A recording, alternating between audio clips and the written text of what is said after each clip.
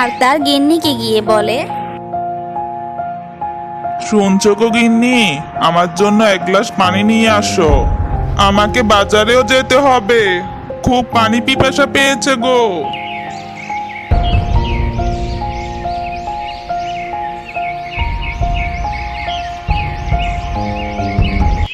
আরে বাহ, এই পেঁয়াজগুলো কি আমাদের ক্ষেতের পেঁয়াজ? বেশ ভালো পেঁয়াজ হচ্ছে মনে হচ্ছে। হ্যাঁ হ্যাঁ, হয়েছে তো। ওই রহিমের ক্ষেতেও ভালো ফসল হয়েছে। হয়েছে তো কি হয়েছে, তুমি এখন যাও তো, এগুলো নিয়ে বাজারে যাও। তারপর সুলতান পেঁয়াজগুলো নিয়ে বাজারে যায় বিক্রি করতে।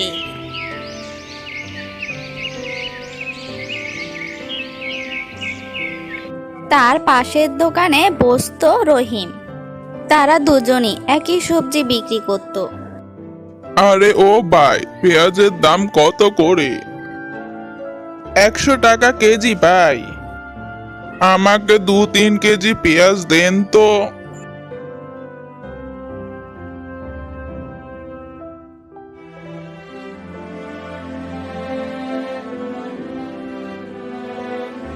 আরে বাহ ভাই, আপনার শুরুটা তো খুব ভালো দিয়ে শুরু হয়েছে, ভালো বিক্রি শুরু হয়েছে আপনার।